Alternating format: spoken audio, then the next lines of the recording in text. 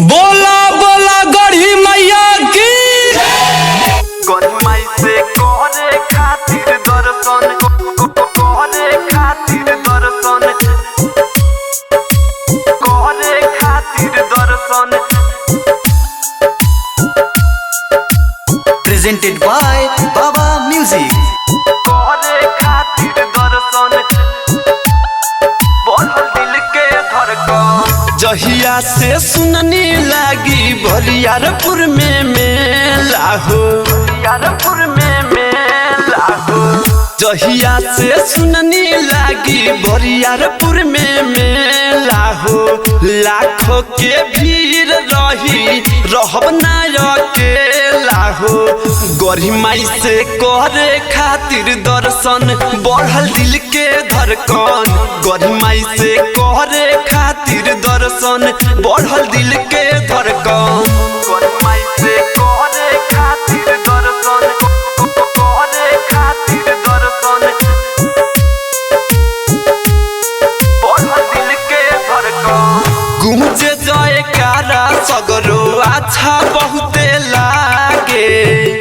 माई के कृपा से भाग सबके जागे भाग सबके जागे भाग सबके जागे गूंजे जयकारा सगरो अच्छा बहुते लागे माई के कृपा से भाग सबके जागे भाग सबके जागे 5 साल पहले बाबे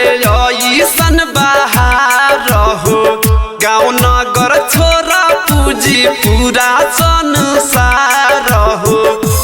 खोता भगतन के आकर्षण बढ़ल दिल के धड़कन गढ़ी माई से करे खातिर दर्शन बढ़ल दिल के धड़कन गढ़ी माई से करे खातिर दर्शन करे खातिर दर्शन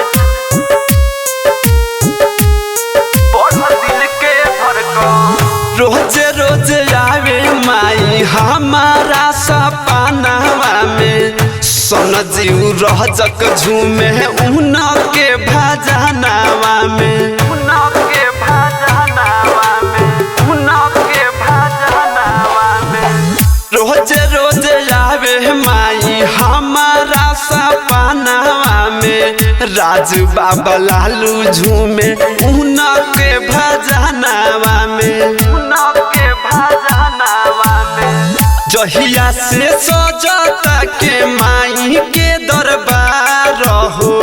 तहिए से जुटल बाबे सेवका हजार हो फल फूल चुनरी कैनी अर्पण बढ़ल दिल के धड़कन गढ़ी माई से करे खातिर दर्शन बढ़ल दिल के धड़कन।